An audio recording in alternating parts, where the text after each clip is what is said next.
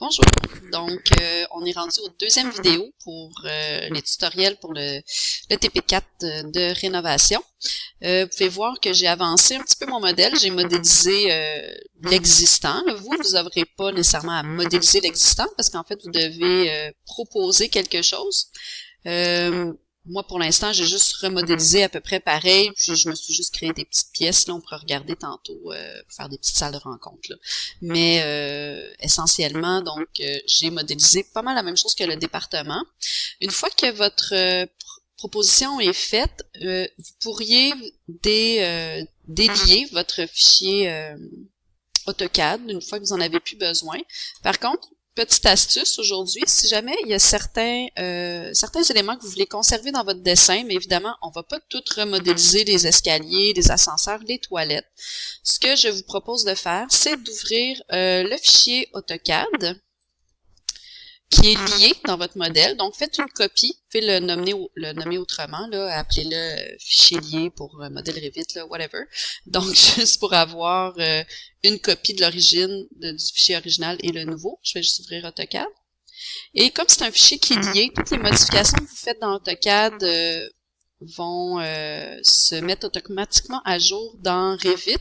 Donc, si vous voulez, pour alléger votre modèle, vous pourriez aller effacer dans le fichier lié d'AutoCAD les éléments que vous avez plus besoin, comme là, les axes, moi je les ai remodélisés, j'ai remodélisé les murs. Tout ce que je voudrais conserver, ce sont les blocs, par exemple ici, pour le puits. Même, je pense que je vais enlever les murs autour. Je vais enlever ça ici. Je vais juste conserver les salles de bain. Parce que ça, c'est des choses qu'on qu'on change pas là, dans le projet. Puis ça va être très long à remodéliser. Donc, vous pouvez enlever les murs, enlever les choses qu'on n'a pas le temps de faire. Donc, je fais ça rapidement. Hop là. Je crois que cette porte-là, on peut la conserver, en fait. Je vais effacer l'escalier. Vous pouvez effacer les... Moi, j'ai remodélisé les murs, là, donc je vais juste effacer les portes. Attends, je vais isoler le calque de mur, ça va aller mieux. Comme ça. Donc, faire un petit ménage de façon à conserver seulement les éléments qu'on est trop paresseux ou qu'on n'a pas le temps de modéliser. Là, par exemple, je vais laisser ça comme ça pour l'instant. Je vais enlever les bulles. Puis même le cadrage, ça, j'en ai pas besoin. Donc, juste conserver. Là, je fais ça rapidement, là, donc ça se peut qu'il y ait des petits bouts résiduels, là, mais je vous laisserai le faire comme il faut. Je vais enregistrer mon fichier. Donc là, j'ai modifié mon fichier d'origine qui est lié dans mon modèle. Si je reviens dans mon modèle ici, en fait, si vous fermez votre modèle Revit, vous le rouvrez, il va se mettre à jour. Mais sinon, une autre façon de mettre à jour des fichiers qui sont liés, c'est d'aller dans Gérer, Gestion des liens. Donc ça, ce sont tous les liens qui sont liés dans votre modèle, peu importe quoi. Ça peut être des fichiers Revit, des images. Donc, je vais aller dans CAO ici. Je clique sur le projet et je vais le recharger. Et ça n'a pas marché. Laissez-moi juste une seconde. Je suis certaine que j'ai le bon fichier. Je vais juste recommencer. Donc, j'ai cliqué sur le nom du lien.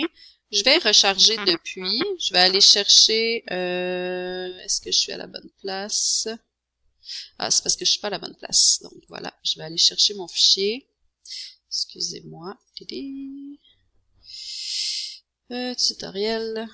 Donc, c'est ici qu'il est. Donc, ça, c'est mon fichier qui est lié dans mon projet. Je clique dessus. Je clique Ouvrir. OK. Et là, le fichier se met à jour, puis là, on voit qu'il reste seulement les éléments d'AutoCAD que j'ai besoin pour que mon fichier fasse du sens, là. Donc, ça me permet d'avoir, il me manque un petit mur ici, là. Ça me permet d'avoir un certain niveau de détail sans avoir nécessairement tout modélisé. Ensuite, si vous voulez faire une distinction, en fait, pas si vous voulez, vous devez faire une distinction entre l'existant et le nouveau dans le projet. Donc, on voit qu'il me manque des murs, là. Je fais ça quand même rapidement, je dois vous avouer.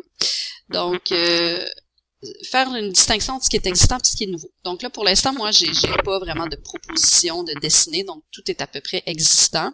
Ce que je vous propose de faire, c'est de cliquer sur les murs qui sont existants et que vous n'avez pas démolis pour faire votre réaménagement. Donc, moi, je vais en sélectionner quelques-uns. Ici, par exemple, donc ça va nous permettre d'avoir quand même un certain niveau de précision dans votre dessin. Donc, vous cliquez sur les murs, et le mur d'enveloppe aussi, évidemment. Je vais aller prendre ceux-là ici. Donc, il faudrait prendre tous les murs autour des salles de bain. Là, je vois qu'il me manque encore un petit mur. Peu importe. Voilà. Donc, une fois que vous avez sélectionné vos murs existants que vous ne démolissez pas, on fait un clic droit, remplacer les graphismes dans la vue. Allez-y par élément. Donc ça va remplacer les graphismes des éléments que vous avez sélectionnés. Je clique OK. En fait, je clique pour sélectionner, remplacer par élément. Ensuite, ce qu'on veut changer, c'est le motif en coupe. Donc ça, je sais que c'est quelque chose que vous allez apprendre dans votre cours de Revit, là, mais bon, je vous l'aurais su un peu d'avance. Donc quand on coupe dans un mur ici, en ce moment, il n'y a pas de motif qui est dans le mur qui est coupé. Donc, évidemment, une vue en plan, c'est on coupe dans les éléments à partir de 4 pieds au niveau du sol.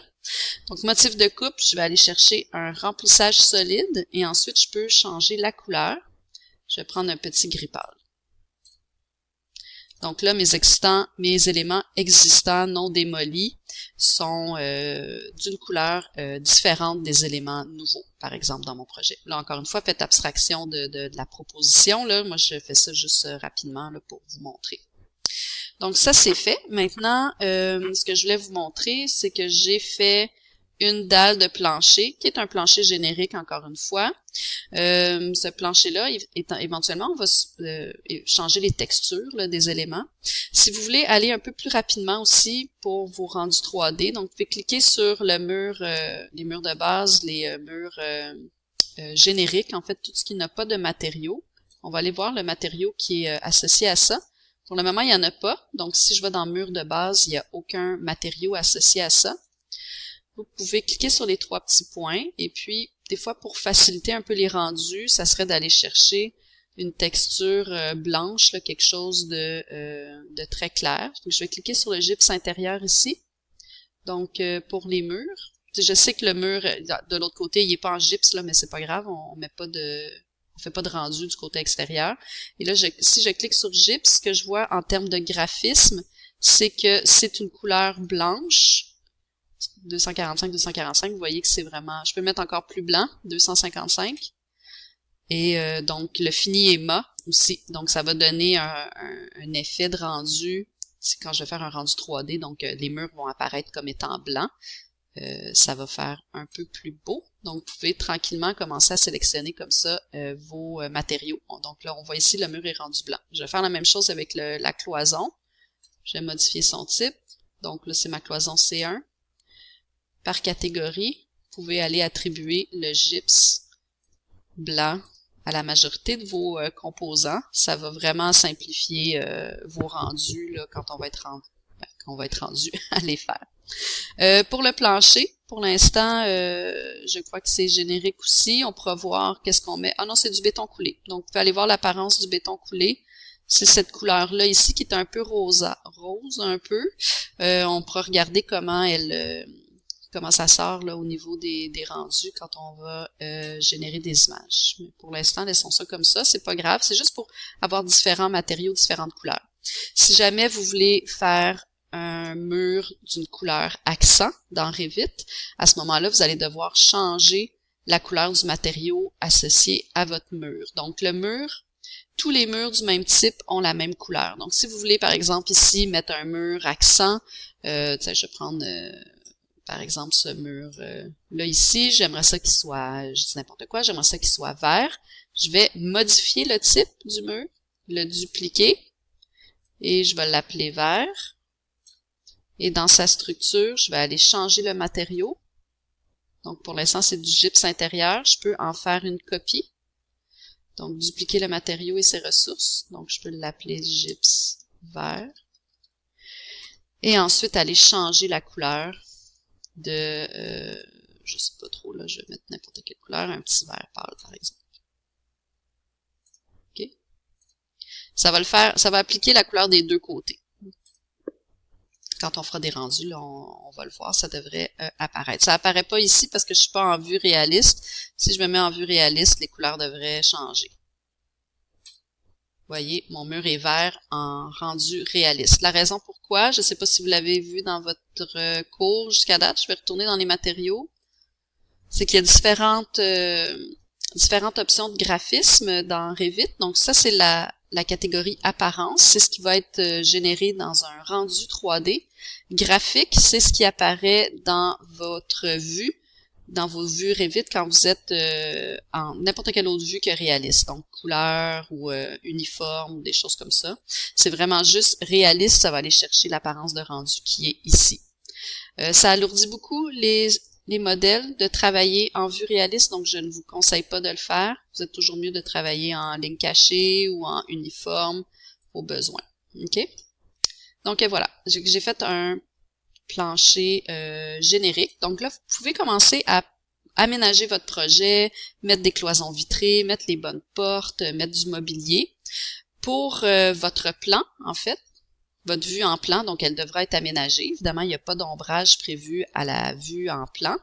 Par contre, c'est bizarre, il y a comme une texture picotée dans mon gypse. Je vais juste aller voir pourquoi c'est comme ça. Donc ça, c'est le graphisme en 2D. Donc gypse intérieur, je vais enlever le motif de coupe. Je vais mettre aucun motif. Je l'arrangerai dans votre projet là, pour pas que ça apparaisse. Ça, c'est pas beau. On veut pas avoir de petits picotés dans les murs. Donc voilà. Donc ça, c'est fait. Alors, c'est ça. Donc là, vous pouvez aménager votre projet. Éventuellement, quand vous allez choisir vos vues 3D, donc vos perspectives, vous pourrez aménager plus ces espaces-là, mettre plus de temps à mettre la couleur, mettre plus de temps à générer des plafonds avec de l'éclairage et tout ça. Mais en premier lieu, c'est vraiment le plan qui est important. Donc, je vais vous montrer un peu différentes façons d'aller chercher des composantes pour créer des espaces de salle de classe, par exemple, ou des bureaux. OK, donc on va continuer. Donc, pour les blocs 3D, ce que je vous propose de faire en très grande majorité, c'est d'utiliser les blocs qui sont disponibles dans les familles d'Autodesk. Donc, vous allez dans Insérer, Famille Autodesk.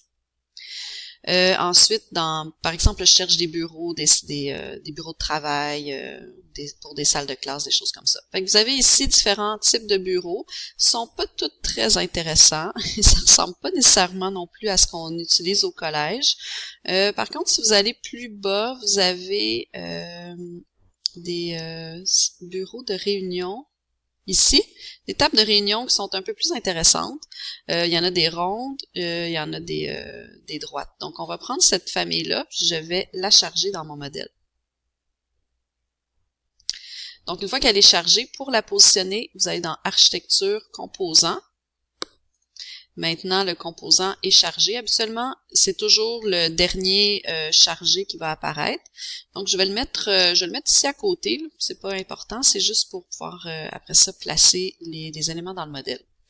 Donc là, vous avez ici une famille qui vient toute dans un bloc. Moi, j'aimerais ça utiliser juste la table de travail, par exemple. Je ne veux pas avoir tout l'ensemble au complet. Donc, vous avez toujours l'option d'aller dans Modifier la famille.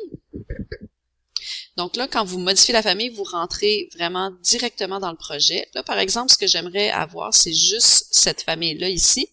Donc, tu sais, avoir juste une table avec 2 chaises. Donc, vous pouvez modifier cette famille-là pour conserver juste les éléments que vous voulez. Fait que je vais effacer les autres tables et les autres chaises. Souvent, vous allez remarquer dans les familles de Revit, il y a des familles insérées dans des familles, un peu comme dans AutoCAD. Par exemple, si je clique ici, je peux encore une fois modifier la famille et, par exemple, retirer les chaises si je voulais changer les chaises et conserver juste la table. Une fois que j'ai une famille que j'aime bien, que je veux utiliser, j'ai pas le choix de faire enregistrer sous, famille en cours, et de la renommer. Donc, moi, ce que je vous propose, c'est dans votre fichier, dans votre dossier de travail, là, de vous créer un dossier que vous allez appeler famille. Et ce sont toutes les familles que vous allez utiliser pour le projet. Donc, famille ici, on l'enregistre. Et ensuite, si vous la chargez dans le projet, donc pour repousser la famille dans le projet, on clique dans Charger le projet. Vous sélectionnez votre projet. Et là, vous allez avoir la table. Donc, j'ai un maximum de 15 minutes seulement pour la vidéo. Donc, je vais recommencer le reste du tutoriel dans une autre vidéo. Donc, à tantôt.